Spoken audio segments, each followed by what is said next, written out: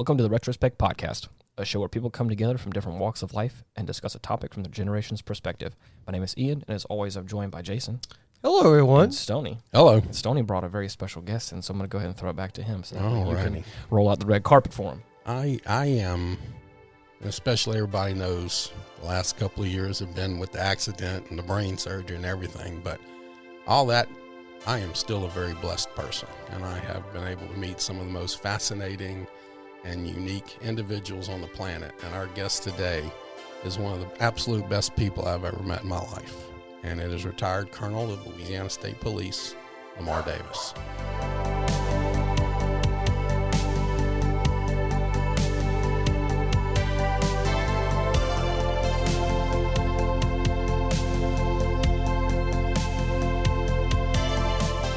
Good afternoon, everybody, and thank you for having me.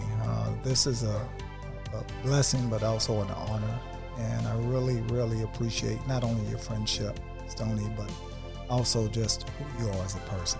Thank you. And I feel exactly the same way. You are a listener. You have listened to the show before, and just being able to talk to you over the last almost a decade, I guess. It's at least 6 years. I can't really remember right now, but we talk about leadership a lot. We talk about faith a lot. A while back, I was with you and two of the other leaders of the state police, and we were there together in support of a friend. We were standing there, and I remember we were holding hands and we were praying, and we were supporting each other through friendship and faith, and I was trying to step away and let you do the colonel things and not intrude on that space. And you grabbed my arm. I don't even know if you remember this or not, but you grabbed my arm and you pulled me back and you tugged on it down like, don't do that again. And you made me realize that I was welcome and belonged there. And then you started talking about moments and how you used to live your life one way and now you live your life from moments. And I was just wondering if we could expand on that, if you would feel like talking about that a little bit, because it meant a lot to me hearing you say those things, and it means even more now that I could be losing 10% of my memory every 6 to 8 months because of my accident, and I'm scared to death of losing those moments. I'm scared to death of losing that moment with you and a multitude of other moments that have happened. I'm scared of losing those. Mm-hmm. You know, and that's a great point. But as I've learned over time, those moments never go away. Being able to share those moments continue to live in those other people that were affected by them. Mm-hmm. And while you may experience something different moving or going ahead, those moments are still there. Mm-hmm. And we're still blessed by those moments, and so are you. Mm-hmm. So I don't want you to be afraid of losing those moments, because those moments are, and they're eternal. Right. Not only to you, but also to us. For me, moments mean so much because of what I've gone through as a person. When you think about life and death, and we in law enforcement have to think about life and death so often that we have to grab on and grab hold of something. And for me, my first is my faith. Mm-hmm. But second to that is my family. And as I've learned over time, then those moments, mm-hmm. when you look at some of the greatest moments in history, whether it be wars, whether it be someone facing obstacles that appear to be greater than life, those moments are shaped by who we are. Mm-hmm. They're shaped every step of the way by virtue of what that person does, who that person impacts. And that's what really I would like to talk about is really other people and investing in other people and Okay. and what we mean to other people. Because that level of humanity, that level of love for other people is what creates those moments. Sure. And that's why those moments for me are so important, because the foundation of it goes back to humanity and love for one another. Wow. That's what makes us great. And that's what, when we talk about miracles, those are the things that really create those miracles. Those are the things within us that makes us do things out of the ordinary. And that's the beauty of it. Yes. You know, when you do it without understanding the consequences, and sometimes understanding the consequences and doing it anyway, that's what makes those moments so special. Because it causes us to sacrifice not just, you know, comforts, but sometimes it causes us to sacrifice our own being at times to help someone else, to be there for someone else. So again, when we talk about those moments and we really look at what really creates those moments, how deeply someone feels for another person, sometimes that they don't even know. Man, that makes that moment so powerful. But that's the power in each and every one of us. And I think sometimes we get so caught up in all of the external factors and distractions and so forth that we lose that power. You know, I talked earlier about, you know, our profession and how important it is for us to really exist in 4 different dimensions in our profession of law enforcement. And those dimensions for me are mental, physical, emotional, and spiritual. And when you talk about those moments and the creation of those moments, in order to do so, you have to grab onto one of those dimensions. It's important for you to really dig deep down, sometimes physically, and imagine a person being able to lift a car that they can't ordinarily lift because of that moment, of the need of that moment, because of the care and the love, but also the power of that person. And then that's documented. You've yes. seen mothers lift a car right off of a baby or husband. Yeah, or, there's documented cases, you know, adrenaline and just incredible acts of strength. Desperation generally drives that. well, beyond desperation, but again, the love for someone. Oh, yeah. And that's why it's important for us to really not just to discuss this, but to delve into it, because there may be someone out there who may be in need, who may be in need of a moment. And we've also experienced how a moment can either shape, reshape, or save someone's life. So, again, I'm very passionate about those moments because, you know, of what they meant to me throughout the years. I've talked about my deployments and how, you know, as I've gone through and deployed to Iraq and other places, it caused me to think about life and death. And as I did, it's also caused me to think about my own vulnerability. Okay. And in doing so, you know, as men, as former and retired troopers, as former military, the hardest thing for us to do is to ask for help. Yep, you're right. We had, who was it? Someone talking, Dr. Edgar Posey? Dr. Edgar Posey talking Dr. about Posey. PTSD. And he said the very same thing, and actually went into that a little bit, that is one of the hardest things to do, especially for the older generations also, not even just law enforcement and military, but older generations. You just manned up and you did it. Yes, because that's what we were taught. But oftentimes those moments create a situation that allows us momentarily to be vulnerable, to ask for help, and to actually receive that help. Thus, not only reshaping our lives, but giving us a chance at times at a second life, at a greater life. And again, that speaks to those moments that we often experience. Now, there are also those opportunities and those moments that sometimes we let pass by, not knowing how they will impact someone's life.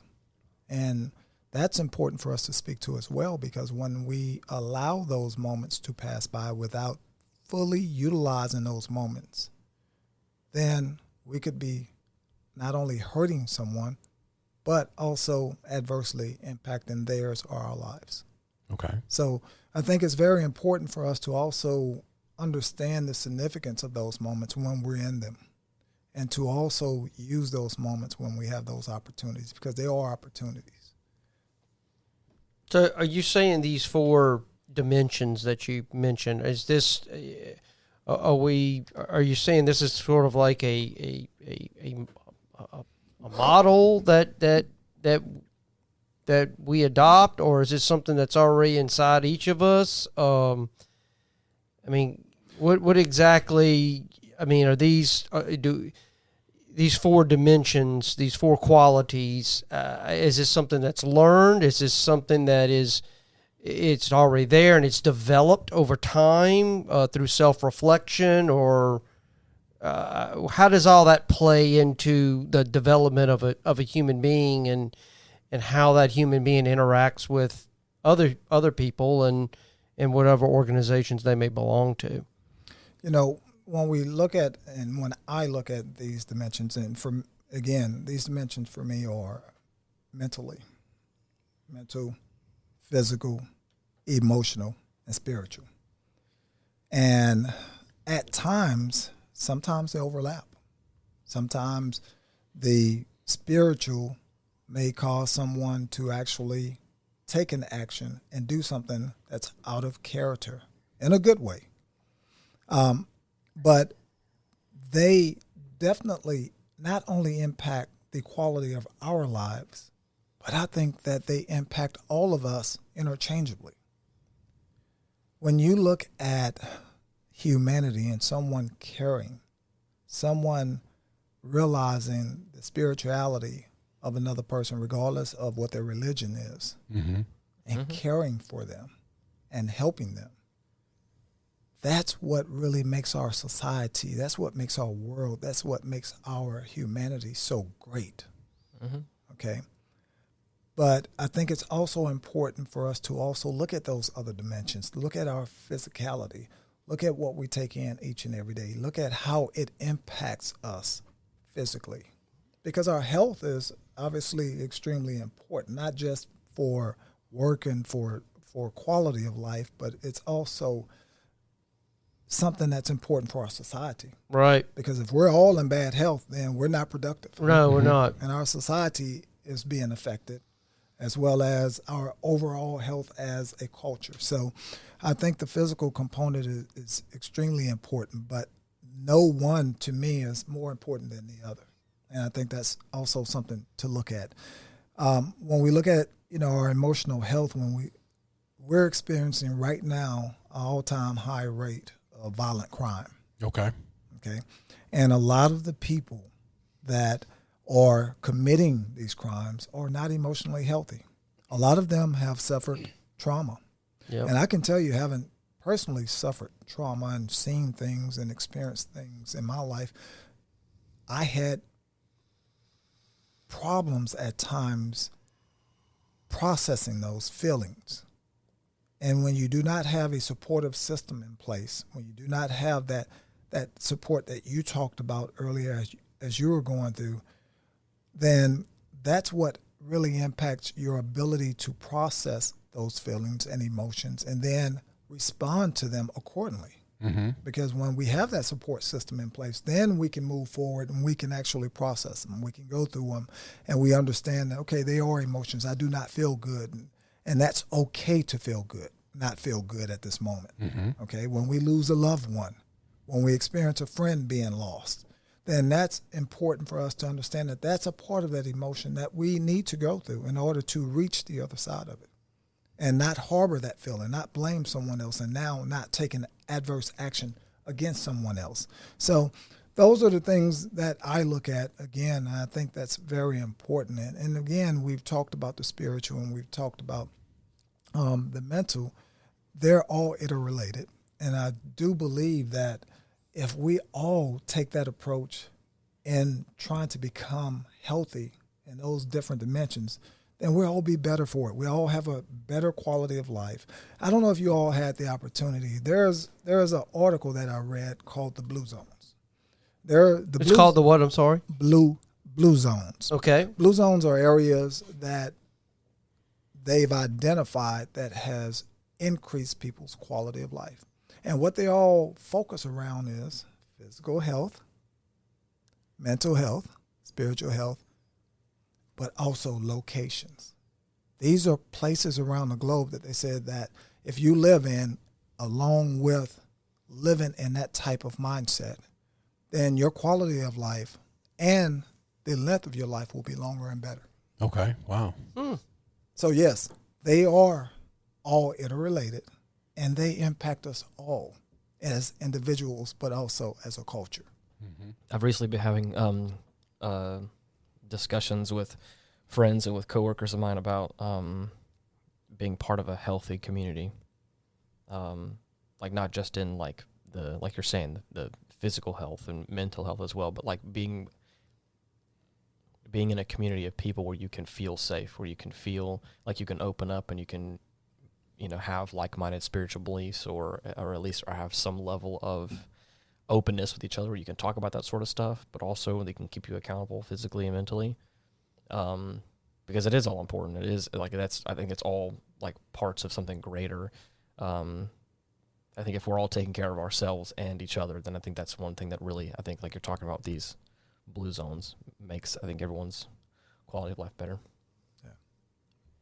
As opposed to, being in a community full of people or being in a community where you feel like you're probably a part of it, but it just really makes you feel lesser in some capacity. And like being able to be aware of that and stepping away from it is, I think, a big thing too. Yeah, when you look at what we've gone through with COVID and the isolation, it's already been proven that isolation really adversely impacts us, not only from financial, but also from a physical and emotional standpoint. When we're social, isolated. yeah. And social, that's correct. So, that's what's been important for me, is really trying to find something that can really impact me, but also allow me to be of service to others and help others. And I think that's important. I've learned firsthand, and I have a saying, and I've said it on the show before, that this is America. This is the greatest country in the world, and we were raised to believe that we can be anything we want to be in this country. Why can't we be kind? How about we start with kindness, and then these other things come into play? Because you're right. When you're physically exhausted because your body's not ready to take on the task, then all of a sudden the mental and the spiritual and the other ones suffer. And if you're not mentally ready to take on the tasks that are coming, then physically, you're going to get drained, you're going to get tired. And all of these things interplay so much that, and we talked about this, we did an episode a while back on wellness, on what we can do. And we were talking about some technologies and just some basic mind things, which is so important to me right now because this is what I'm dealing with on a day-to-day basis, and workman's comp doing their part, but there's parts that I have to do too just to stay, because I have dark days. I have dark days, and I do have a good support group, even with Hottie Dr. Miranda and the people like Jason and Ian and you. You still check on me. You still call on me and as my friend and make sure I'm okay. And most people don't realize what that means until you're in that dark day. And the right phone call, the right person stopping by, the right thing comes up and you go, okay, all right. And you just smile a little bit because you're not doing this by yourself. And that's the biggest, like when you said with COVID forced us to be by ourselves. Yep. And forced us to be away from our families and forced us to be away from our communities and our workplace. And it hurt. You can tell that mask, double mask, and triple mask took the humanity away from people. And being human means you're human, which means you need each other. Yes. Right. We're social creatures. We are. Mm-hmm. We've always operated in groups. For going back as far as you want to go back, mm-hmm. when people ran around in tribes, mm-hmm. it was always groups of people. You know, we're not built to be alone. It takes a village to raise a child. It does. There's so many things, so many anecdotes that state that. There's a lot of talk, I'm telling you. We've kind of touched on this in some past episodes regarding our digital world now, mm-hmm. with social media. We're very compartmentalized now in our lives. And because of that, we have lost a lot of that human connection that we once enjoyed. And I would venture to say we took for granted. Well, I think it's changed, if I may. I think it's changed the human connection. And we all know how I feel about social media here. Before, when you're working together and you have people around you, you're not ungrateful. I'm thankful that I have you guys in my life. What social media has taught us, instead of being grateful for even the little tiny things, it's taught us to compare our lives to something else and hate other people and cause ourselves internally, here we go, mentally, physically, spiritually, to lose because now I'm not grateful for what I have. I want to be like that person, or I'm jealous of that person, or I hate that person. Doesn't that go against one of the commandments? Actually, it does. Isn't it amazing that an ancient document could hold so many truths, yes. even in our modern world today? Absolutely. But if you're just kind and you're just grateful, how does that enhance the 4 pillars that you're talking about for just a good life? Yeah, but it also shows us that we have to be intentional.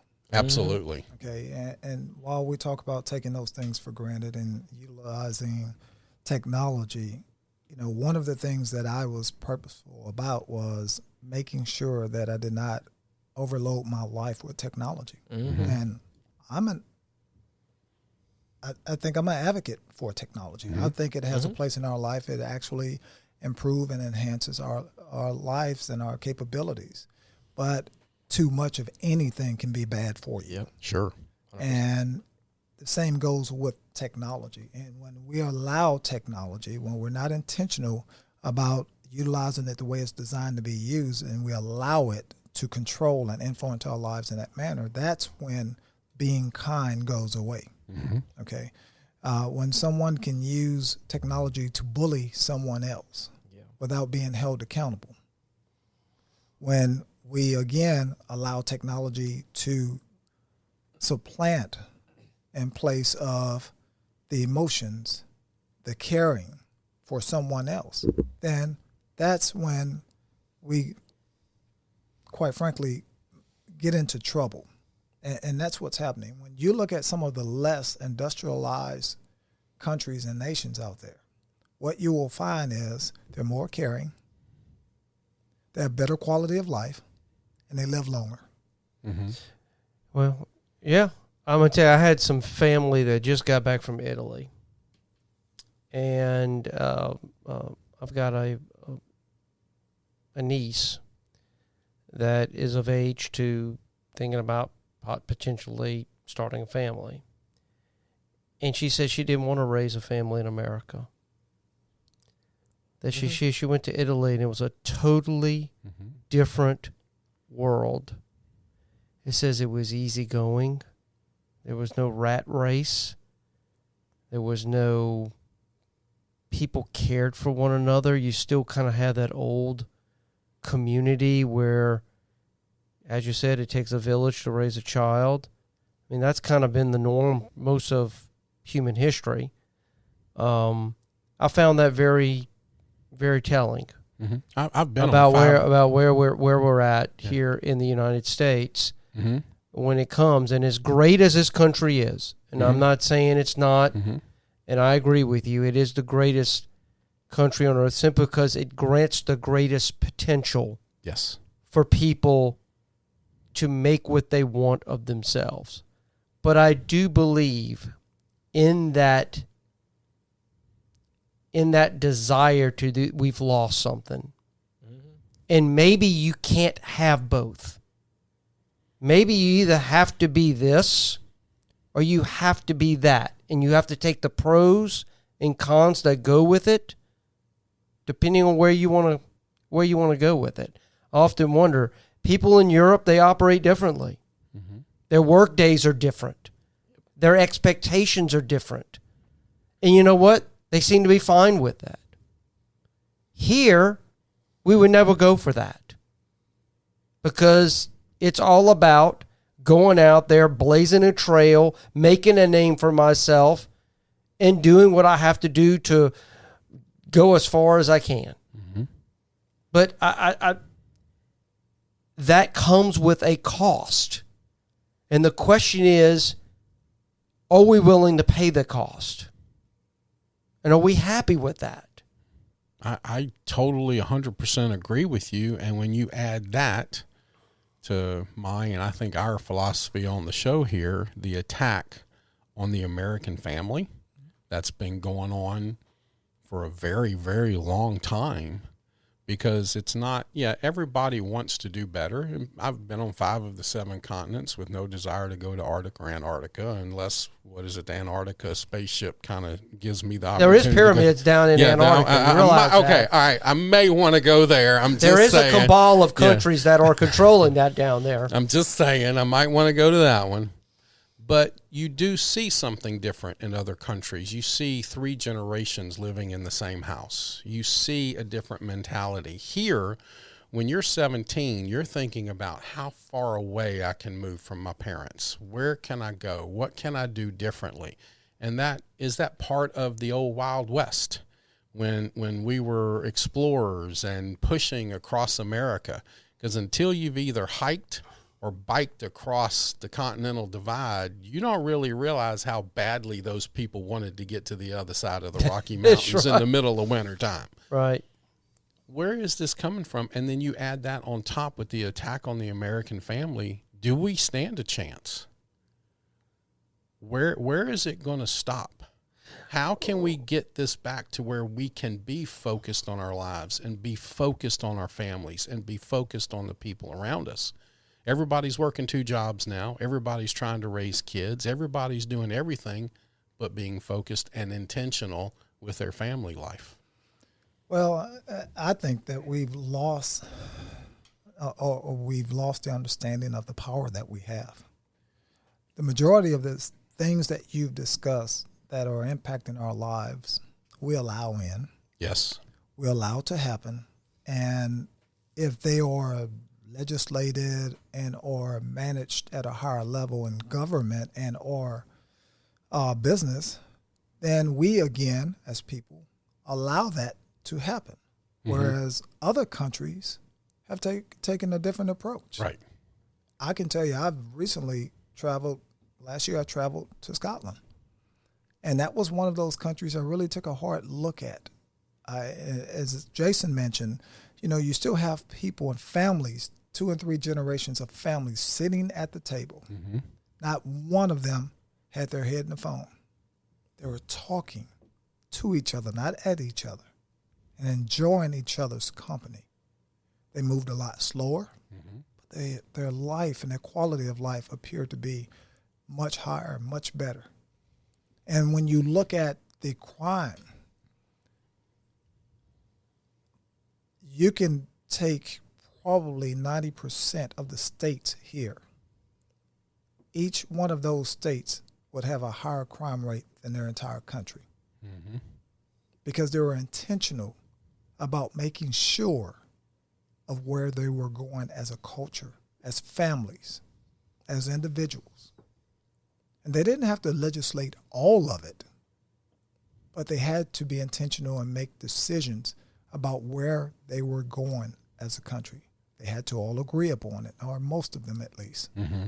And while some of them did not agree, they have over time submitted that, you know what, we are better off as a result of it. Okay. And I think those are the decisions, and we're at a crossroads because now politically and even religiously, we're experiencing some things that we haven't experienced in the past. We've experienced a mass reduction of those that are participating in religious activities and going to church and so forth.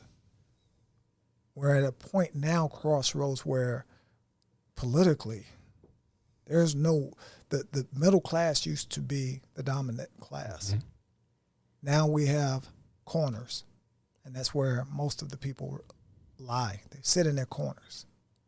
So I believe that it's important for us to really be intentional. Starts with conversation. And then from there, we have to make some tough decisions. And we have to back that up. And we have to be unapologetic for it. I agree. Because I'm, as a Christian male trying to raise a family, I'm tired of apologizing for being a person of faith. I'm not going to do it anymore. You know, we've had many gas pump conversations on faith and many other things. And you know how I feel, and you know our conversations about my accident and some other things. Yes. Why are we so ashamed of our faith now?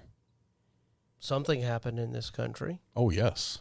I don't know what. I think a lot of things I don't know happened. what. I don't know. Yeah. I don't know what specifically happened, but I mean there has been a marked decline in religious attendance. I mean the latest Pew research on that. I believe I quoted some of that stuff on another episode one time. It's the number of people that are go to church monthly is going down quite a bit.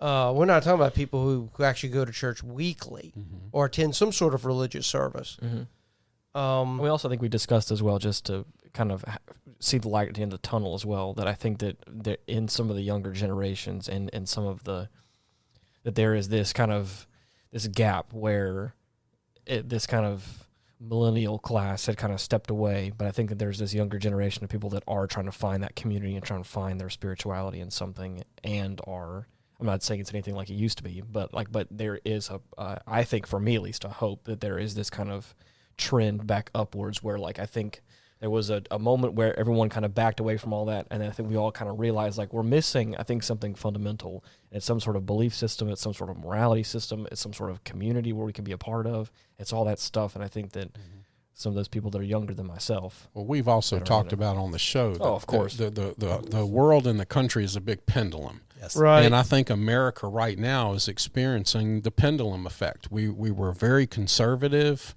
country at one time on spirituality and how we treated each other, and I think we swung, and I hate the kind of a more woke, liberal type sense, but you can kind of see that swinging back, and like Ian said, some of these younger generations where at one time they were we're not going to do this anymore. Now all of a sudden they're going, there's got to be something else. And not only are they looking for that, they're looking for some accountability for not having those things, and so they're swinging it back in that direction. It'll be very curious what Generation Z, how that plays out, because that's the 18 to 28-year-old age group. Right. There's some promise there that if you kind of get below the do you go to church? Yeah. Right. Kind of question. Yep. And there is still a deep spirituality of in people, that people are seeking something that's greater than themselves. How that plays out, because there are a lot of forces that are driving right now our country in a more secular direction. I mean, it's. But you can kind of see that swinging back a right. little bit. Well, in a way, it is. Yeah, the idea of it going back to the way it was, where church attendance, where in 1960, I think it was 90, or it was close to 90% of the population considered themselves church going Christian people, right? So when people spoke, it resonated. People kind of knew. Now you're down to 60%. I think the latest numbers I saw. Yeah, but so you're losing some of those common bonds that once existed in the country, and I think that's kind of maybe what's kind of forcing some compartmentalization of people, thus contributing to all the negative effects associated with it. Well, it's just me, and I'm kind of separated from the rest of humanity, so to speak. So, I mean, there's a lot there to it. I think some of that is our own doing, though. When you look at categorizing religion and spirituality, and to Ian's point, that's where I think we have gone wrong. We have tried to force people into a religion, tried to force them into a spirituality mindset or a certain secular part of that. And that's where we've lost some folks. Yep. As you've mentioned, and it's shown day in and day out, where people are willing to sacrifice themselves for others. So they believe in a greater good. Right. They believe in a higher power. We have to accept that it may not be in the traditional sense. And their attendance, because of technology, may not be in a physical sense. It may be electronically. Right. We say it's okay for us to attend meetings via Zoom. Right. But we're wrong if we attend church via Zoom. I don't agree with that, but like, I mean, I agree with your point, but the same, you're right. Can I So- tell you? Do you know how this podcast got started? Have I ever told you that story? Oh yeah. This podcast, the Retrospect podcast, started over a Wednesday Bible study because of COVID. Yeah. And we were talking one day, and COVID was ending, and the X-Man and Ian and I were sitting there. Well, this is going to be kind of the last one of these that we do. What are we going to do now? And some dummy went up and said, "Why don't we do a podcast?" And Ian says, "Well, I was the dummy, by the way." And Ian said, "Well, I actually have the stuff if we want to do it." But it started from that online experience, because during COVID, we realized that online was very real and very practical, and people were reaching out. They were reaching out and were appreciative that they had some level of community that they can be a part of, where they felt like they could an avenue that they could still participate. Actually, and you know, and prior to COVID, many of them were being condemned again because they were not physically going to church, because they preferred to use technology. Right. So. I think we have to embrace technology and some of the different mediums, and as well as some of the different transitions in generations. And I think as we embrace that more, then we'll become more inclusive. And as we become more inclusive, then we can start to or continue to facilitate and have those conversations that lead to optimal change, that lead to better quality of life, and lead to all of us being better as a result of them. I'm okay using technology as a tool. I think that's what I look at it for. Social media, like I said, online church services, like those are all things I think are great tools. And I think sometimes, again, obviously you can lean too far into some of those things where it becomes a problem, or it does the opposite of what you're hoping that it or the intended purpose of it and stuff like that. But the same thing, like you're talking about with, like we're talking about church attendance and things like that. I think it's also like there's a huge popularity and a swing towards more traditional living, you know, like kind of getting more disconnected from technology and having a more home farm type feeling is something that's like I've heard a lot of talk about recently, and like kind of just getting back to like more in that I guess like I said, traditional living, or kind of more holistic, I guess, approach on some of that stuff. So I think that there's a lot of things that I think that I'm not saying that that everything's gonna get better after this, but I do feel like we're hitting this like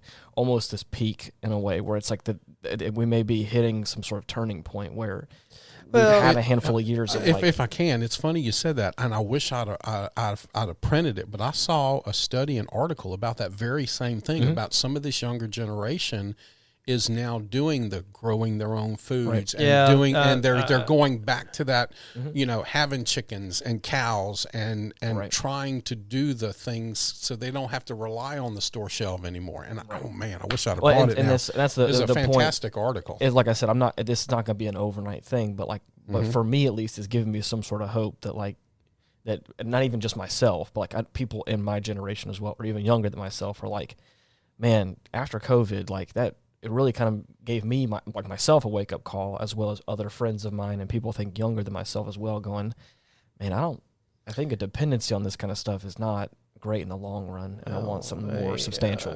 What was more frightening to me was, where we're at.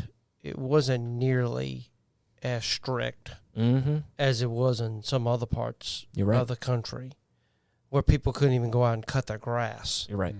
But see, to me, that's what's scary. It just took the right set of circumstances to turn people into something else. Well, like I said, it did. Yeah, it did, and a lot of people got hurt. A lot of people got hurt. Unfortunately, I think it took also the loss of life as well. It did, and I'm hoping that that's not a harbinger for the future, because we operate in a world that we have stuff, that things are kind of put together nice and neat, and we're kind of have an understanding of how the world works. That can change. The dynamics can change. Things that we can't even think about right now. That it's not even in our brains. Right. That we can't even imagine that could happen. Can change that. Can change that paradigm on us, just like COVID did. But I think what contributed though with the COVID was we were already in our silos. We were already in our silos. And then COVID came and just said, you're easy pickings. You just, and things just fell apart.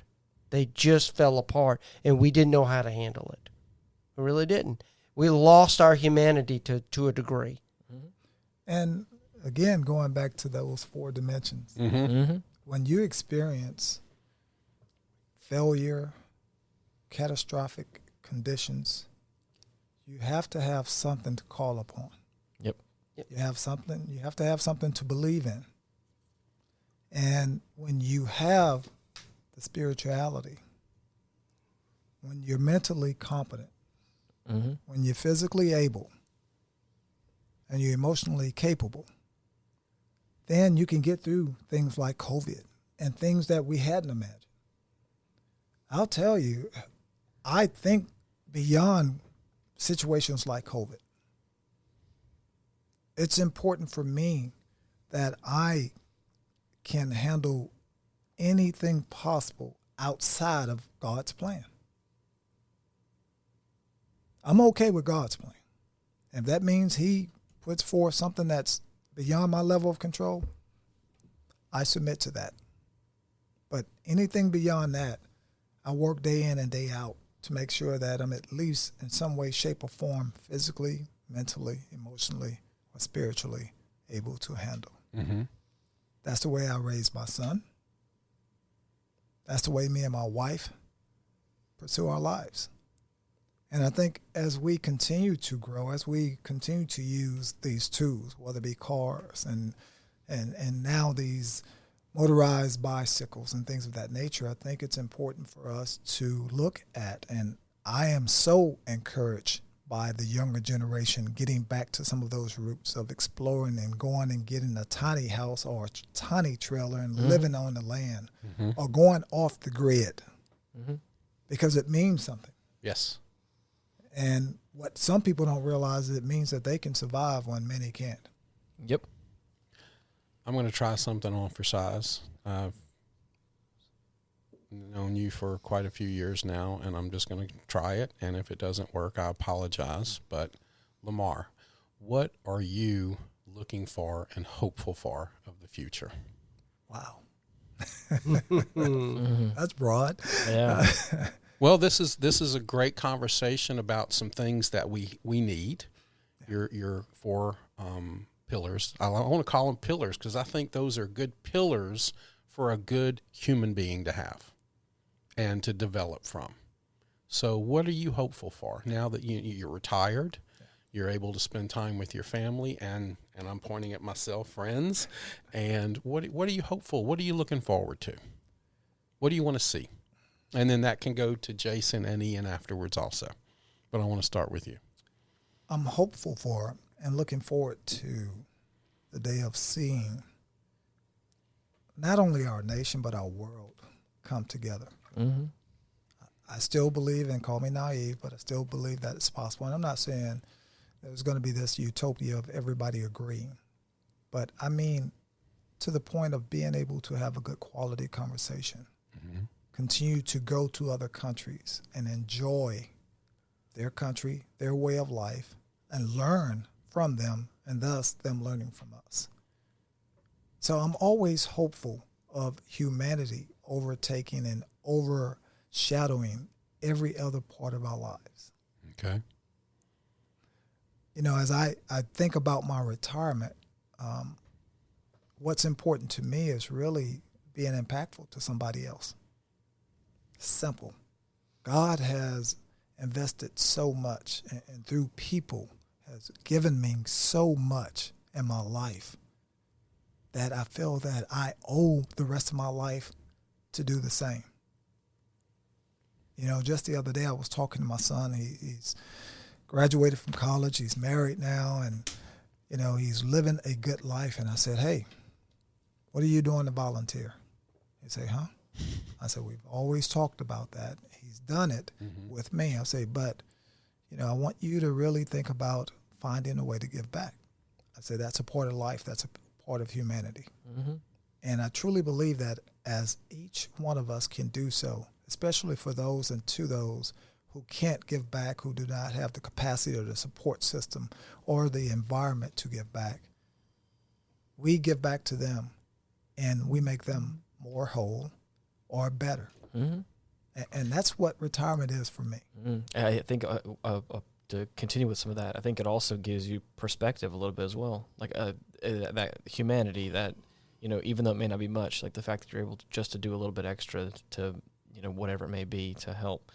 And we've talked about keep Tigertown beautiful. You know, we've had the leader on the podcast talking about that kind of stuff, like Miss Jennifer, and like being intentional about impacting the community and making a big difference, and to be able to see other people in your community also step up and do that sort of stuff gives you an opportunity to feel like you're part of a community, to feel like you're part of something bigger than just yourself. And I think it helps out. It's helped out me a lot, and I think I'm speaking from experience when I'm saying that.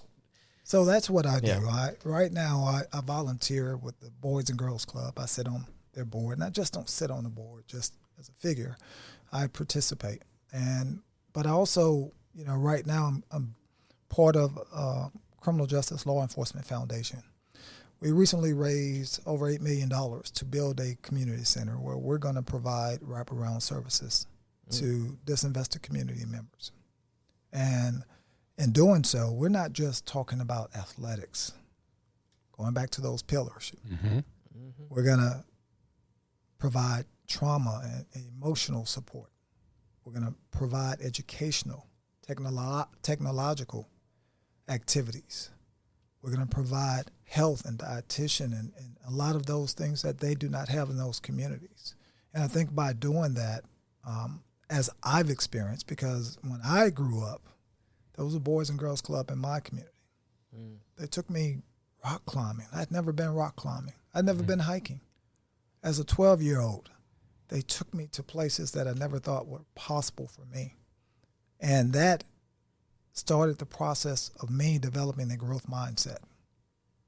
So that's what I choose, and that's how I see my retirement, is really taking what I've learned, taking what's been given to me and those that have invested in me and reinvesting it. Okay. Wow. Yeah, I love that. Man.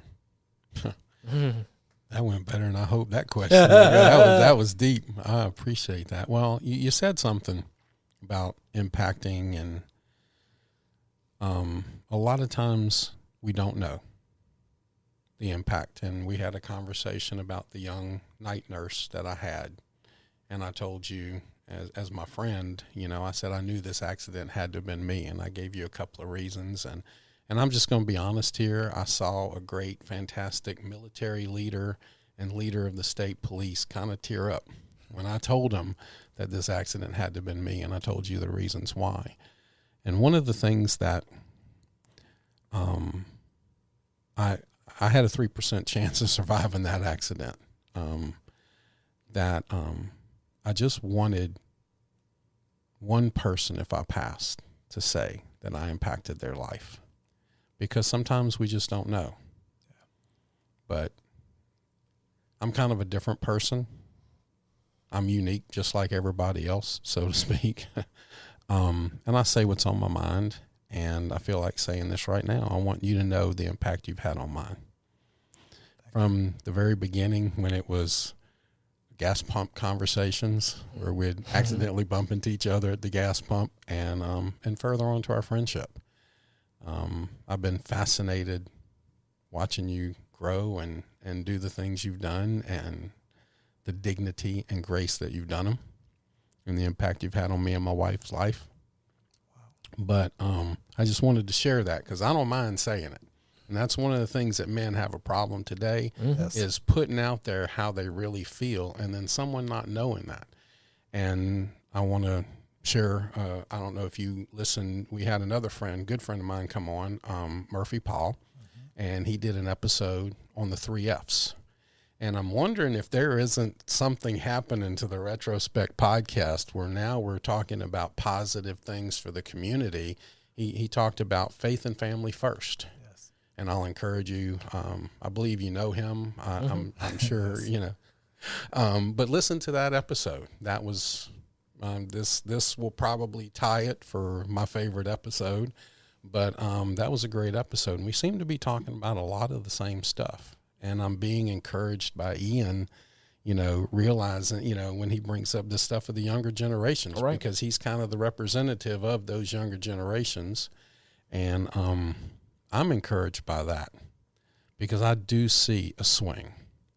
And I see some of the older generations helping the younger generations, and it's something that I think was missing for a little while, and you said it also. People are so judgmental, even in church. Oh, you don't want to come to the church. Stop being judgmental. Yes. Stop being judgmental. There's things that people aren't comfortable with through trauma, through so many things in life, that if you just recognize, I can still help somebody. I can still be kind. I can still be considerate. I can still do things to help someone and impact somebody's life. I just need, and one of the things about being a Christian that we forget, and this may be part of the swing the other way for a while there, is you have to be obedient. Yes.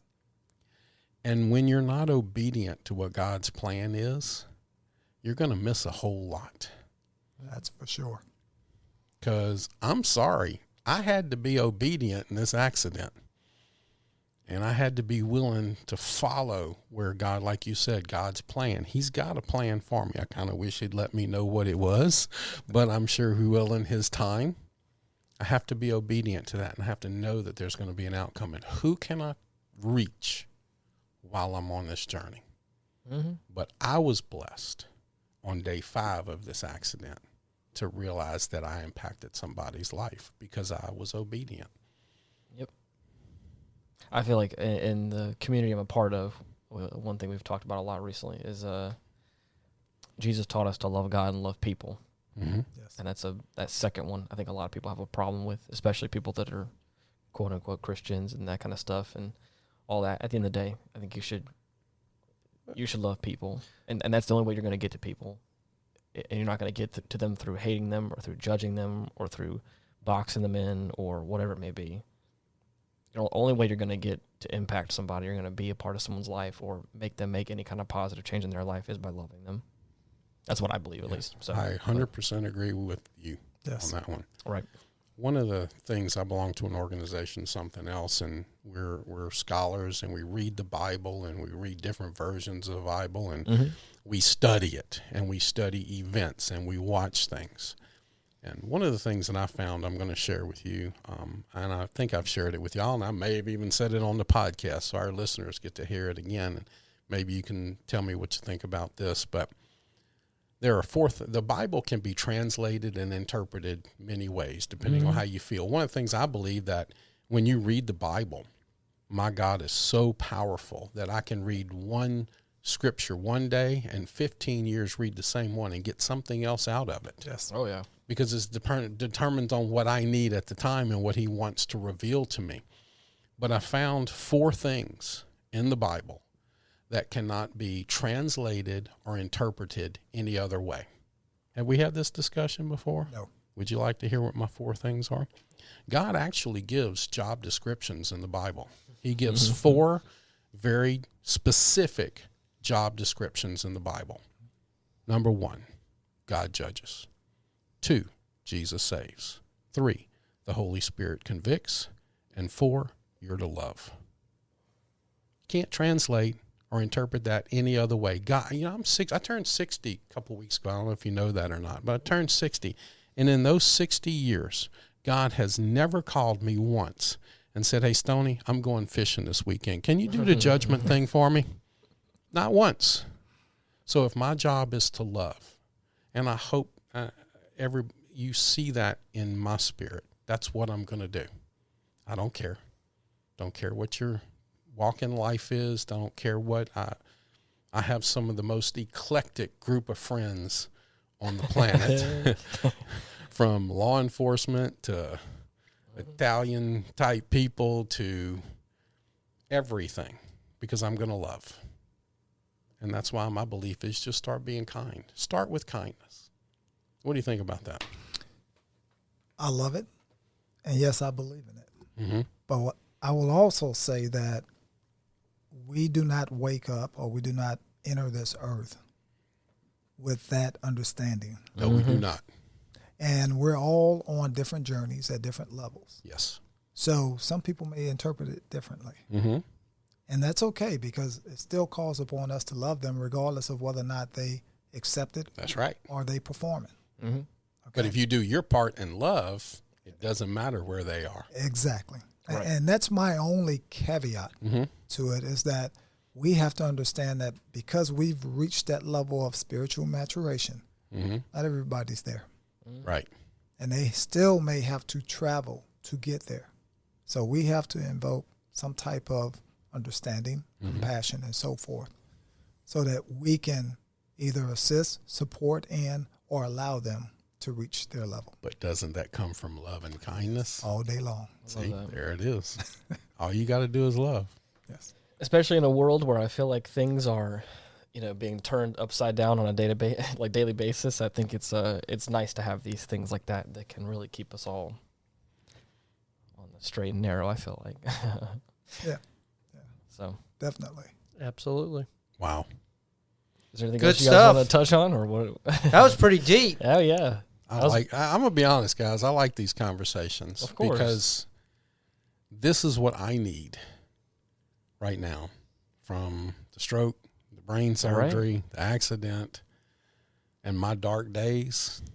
I turn these on. I bet. I listen to these, and this is what helps me get through it. And I hope it helps some listeners connect with somebody. Mm-hmm. And we had some really good response when Dr. Posey was on, talking about connecting and asking for help and talking and how to talk to people who may be in that situation.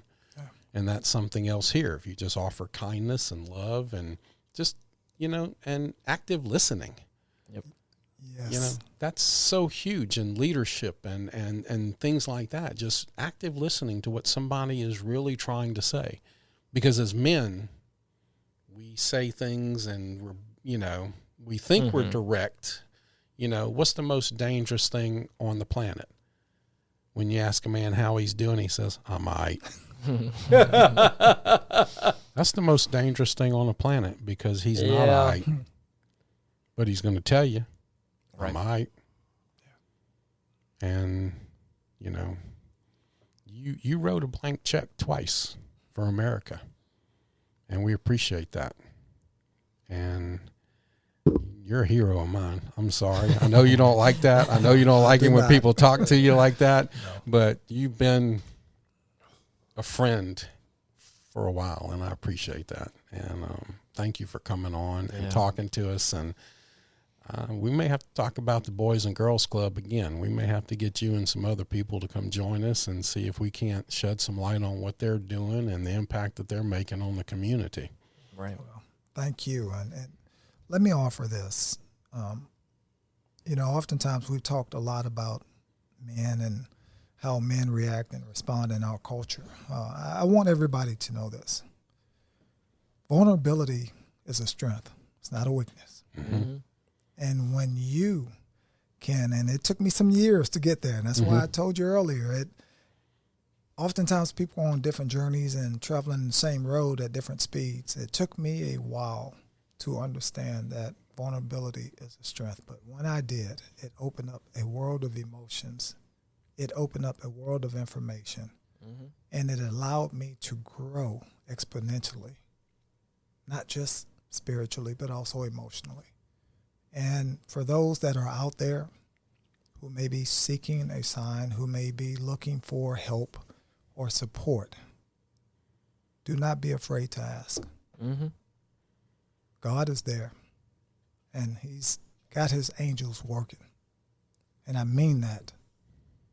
It's helped me. If it can help me, it can help anybody. I want to throw something your way on that. As former law enforcement, do you know what the best drug for a human being is? Love. Another human being. And this is the good and the bad thing to this. If God is going to help you, he's going to send a human.